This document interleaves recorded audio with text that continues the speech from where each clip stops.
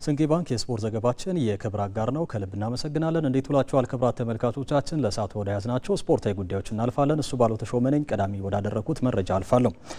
46ኛው የዓለም ሀገር አቋራጭ ሻምፒዮና ዛሬ ምሽት በአሜሪካ ፍሎሪዳ ግዛት ታለሂሳ ከተማ ላይ ይካሄዳል። በአዋቂ ወንዶች 10 ኪሎ ሜትር ኢትዮጵያዊው በሪሁ አረጋዊና ዩጋንዳዊው ጃኮብ ኪፕሎም የሚያደርጉት ፉክክር ከወዲሁ ትኩረትን ስቧል። ይበልጣል ሰውነት ተጨማሪውን ይዞታል።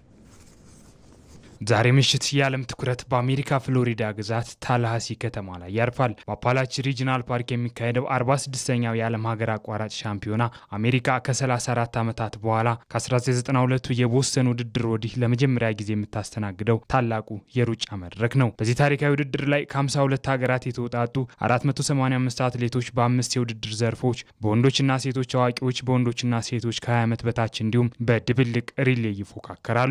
ኢትዮጵያ በቪዛ ክልከላ ምክንያት በ20 ዓመት በታች የቡድን ውድድሮች በሁለቱም ጾታ ተሳተፈም። በአዋቂ ወንዶች የ10 ኪሎ ሜትር ውድድር ኢትዮጵያዊው በሪሁ አረጋዊና ኡጋንዳዊው ጃኮብ ኪፕሊሞ የሚያደርጉት ፉክክር ከወዲሁ የአትሌቲክሱን ቤተሰብ በጉጉት እየናጠ ነው። ኪፕሊሞ ለሶስተኛ ተከታታይ ጊዜ የዓለም ሻምፒዮንነትን ክብር ለመቀዳጀት ሲሮጥ ባለፉት 2 ሻምፒዮናዎች የብር ሜዳሊያ ያገኘው በሪሁ አረጋዊ ደግሞ በፓሪስ ኦሎምፒክ ያሳየውን ድንቅ ብቃት በመድገም የወርቅ ሜዳሊያውን ለመውሰድ ጠንካራ ዝግጅት አድርጓል። በዚህ ርቀት ላይ ሌሎች ጠንካራ ተፎካካሪዎችም ይሳተፋሉ። ኬንያዊው የዓለም የግማሽ ማራቶን የብር ሜዳሊያ ባለቤት ዳንኤል ኢቤኒዮ፣ ፈረንሳዊው የአውሮፓ የ10 ሜትር ሻምፒዮን ጂሚ ግሬሲ፣ የአውሮፓ ሀገር አቋራጭ ሻምፒዮን ስፔናዊ ቴሬን ዲኮሞናዮ እንዲሁም ከረጅም ጊዜ በኋላ ወደ ሀገር አቋራጭ የተመለሰው የኦሎምፒክ ሜዳሊያ ባለቤቱ ካናዳዊው ሞሐመድ አህመድም ይሳተፋሉ። በአዋቂ ሴቶች 10 ኪሎ ሜትር ውድድር ዓለም አዲስ ንግስት ለማንገስ ተዘጋጅቷል። በፓሪስ ኦሎምፒክ የ2 የወርቅ ሜዳሊያ ባለቤት የነበረችው ኬንያዊት ቢያትሪስ ቼቤት በወሊድ ምክንያት በዚህ ውድድር ላይ አትሳተፍም።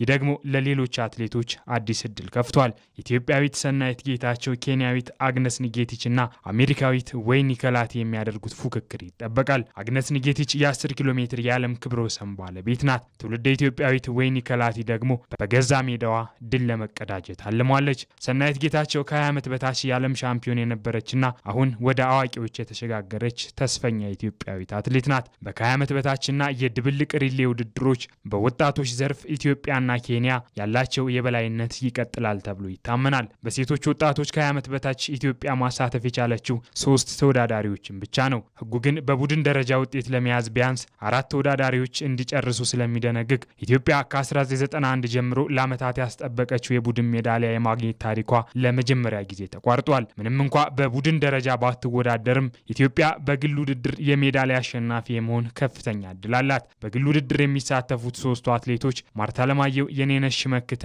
ወሰን ያሰፋ ከፍተኛ የአሸናፊነት ግምት ተሰጥቷቸዋል። የቤልግሬዱ የዓለም ሻምፒዮን አሸናፊ ማርታ ለማየሁ ክብሯን ለማስጠበቅ ትሮጣለች። የኔነሽ ሽመክት በ3000 ሜትር የዓለም ፈጣን ሰዓት ያላትና የቅርብ ጊዜ የሀገር አቋራጭ ውድድሮችን በበላይነት ያሸነፈች ናት። ወሰን ያሰፋም በ3000 ሜትር መሰናክል የዓለም ምርጥ ሰዓት ካላቸው ወጣቶች መካከል አንዷ ናት። ኬንያ፣ ዩጋንዳ፣ ጃፓንና አሜሪካ የኢትዮጵያ ተቀናቃኞች እንደሚሆኑ ይጠበቃል። ኢትዮጵያ በቡድን ውድድር ባለመሳተፏ ኬንያ ከ2013 ወዲህ ለመጀመሪያ ጊዜ የወርቅ ሜዳሊያውን ለመውሰድ ትልቅ እድል አግኝታለች። በቻሪቲ ችሮፕ የሚመራው የዩጋንዳ ቡድንም ለመጀመሪያ ጊዜ ሁለተኛ ደረጃን ይዞ ለማጠናቀቅ አልሟል። ጃፓን በቡድን ሜዳሊያ ታሪኳ የምትታወቅ ሲሆን አዘጋጇ አሜሪካ ደግሞ በሜዳዋ ተጠቃሚ ለመሆን ትሮጣለች። ባለፉት 25 ዓመታት በዚህ ዘርፍ የተሰጡት 54ቱም የግል ሜዳሊያዎች በኢትዮጵያና በኬንያ አትሌቶች የተያዙ ሲሆን ዛሬም ይህ የበላይነት ይቀጥላል ተብሎ ይጠበቃል። በሲቢኤ የኢትዮጵያ ፕሪሚየር ሊግ ሐዋሳ ከተማ ቅዱስ ጊዮርጊስን አሸነፈ። በአዳማ ሳይንስና ቴክኖሎጂ ዩኒቨርሲቲ ስቴዲየም ከቅዱስ ጊዮርጊስ ጋር ጨዋታውን ያደረገው ሐዋሳ ከተማ 1-0 በሆነ ውጤት አሸንፏል። የቀድሞ የቅዱስ ጊዮርጊስ ተጫዋች ሽመልስ በቀለ የሐዋሳ ከተማን ብቸኛ ግብ አስቆጥሯል። ትናንት በተደረጉ ሌሎች ጨዋታዎች ድሬዳዋ ከተማ ከኢትዮ ኤሌክትሪክ፣ መቀለ ሰባ እንደርታ ከሸገር ከተማ ያደረጉት ጨዋታ በተመሳሳይ ያለ ግብ ተጠናቋል። የሊጉ 14ኛ ሳምንት ጨዋታዎች ዛሬም ቀጥሎ የተደረጉ የሚገኙ ሲሆን 7 ሰዓት ላይ በተጀመረ ጨዋታ ባህር ዳር ከተማ ጨዋታውን ከመቻል ጋር ያደረገ ሲሆን ጨዋታው 0-0 በሆነ ውጤት ቀጥሏል። በዕለቱ ተጠባቂ ጨዋታ 9 ሰዓት ላይ በሊጉ አንድም ጨዋታ ያልተሸነፈው ፋሲል ከነማ ከኢትዮጵያ ንግድ ባንክ ጋር ይጫወታል። በተመሳሳይ 9 ሰዓት በአዳማ ሳይንስና ቴክኖሎጂ ዩኒቨርሲቲ ስቴዲየም ኢትዮጵያ ንግድ ባንክ ሀዲያ ሆሳዕና ይጫወታሉ። 12 ሰዓት ሲል ደግሞ ወላይታ ዲቻ ከኢትዮጵያ መድን ይገናኛል።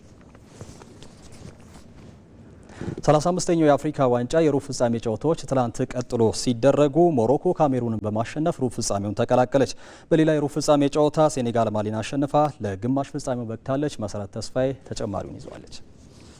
በ35ኛው የአፍሪካ ዋንጫ ሴኔጋልና ሞሮኮ ተጋጣሚዎቻቸውን በመርታት ወደ ግማሽ ፍጻሜ ማለፋቸውን አረጋግጠዋል። የመድረኩ የሩብ ፍጻሜ ጨዋታዎች ትላንት ምሽት መደረግ ሲጀምሩ አስተናጋጇ ሞሮኮ ራባት ላይ ካሜሮንን ገጥማ 2-0 አሸንፋ አራቱን ተቀላቅላለች። ብራሂም ዲያዝና ኢስማኤል ሳባሪ የአትላስ አንበሶቹን የድል ግቦች ከመረብ ማሳረፍ ችለዋል። በአፍሪካ ዋንጫው አስደናቂ ብቃቱን እያሳየ የሚገኘው የሪያል ማድሪዱ ተጫዋች ብራሂም ዲያዝ ትላንት ምሽት ግብ ማስቆጠሩን ተከትሎ በአፍሪካ ዋንጫው ያስቆጠራቸውን ግቦች ብዛት 5 አድርሷል። ብራሂም ዲያዝ በ5 ጨዋታዎች ነው 5 ግቦችን ማስቆጠር የቻለው። ሞሮኮ ወደ ግማሽ ፍጻሜ ማለፏን ተከትሎ በቀጣይ የአልጄሪያንና የናይጄሪያን አሸናፊ ትገጥማለች። የ5 ጊዜ የአፍሪካ ዋንጫ አሸናፊዋ ካሜሮን ትላንት ምሽት የ35ኛው የአፍሪካ ዋንጫ ጉዞዋ በሩብ ፍጻሜ ተገቷል። የ2022 የዓለም ዋንጫ የግማሽ ፍጻሜ ተፋላሚ ሞሮኮ በአፍሪካ ዋንጫው ከ2004 በኋላ ለመጀመሪያ ጊዜ የግማሽ ፍጻሜ ተፋላሚ ለመሆንም በቅታለች። በአሰልጣኙ ዋሊድ ረግረጊው የሚመሩት የአትላስ አንበሶቹ ራሳቸው ያስተናዱትን ዋንጫ ራሳቸው ለማስቀረት በውድድሩ ወሳኝ ምዕራፍ ላይ ደርሰዋል። ሰሜን አፍሪካዊቷ ሀገር የ2025ቱን የአፍሪካ ዋንጫ ካሳካች በታሪኳ ለሁለተኛ ጊዜ በግዙፉ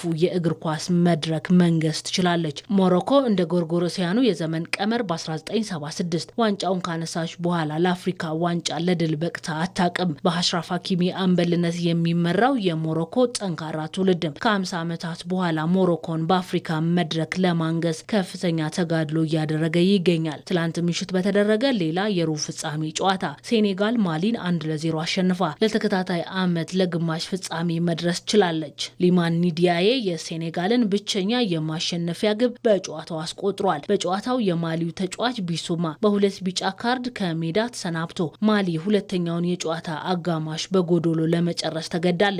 ማሊ በሞሮኮ የአፍሪካ ዋንጫ ምንም ጨዋታ ሳታሸንፍ እስከ ሩብ ፍጻሜ ለመድረስ የቻለች ሀገር ሆናለች። ማሊ ሶስቱንም የምድብ ጨዋታዎቿን አቻ የወጣች ሲሆን በጥሎ ማለፉም ቱኒዚያን በመለያ ምት አሸንፋ እንደነበር ይታወሳል። በ2021 ለመጀመሪያ ጊዜ የአፍሪካን ዋንጫ ያነሳችው ሴኔጋል በግማሽ ፍጻሜው የግብጽንና የኮት ዲቫርን አሸናፊ ትገጥማለች።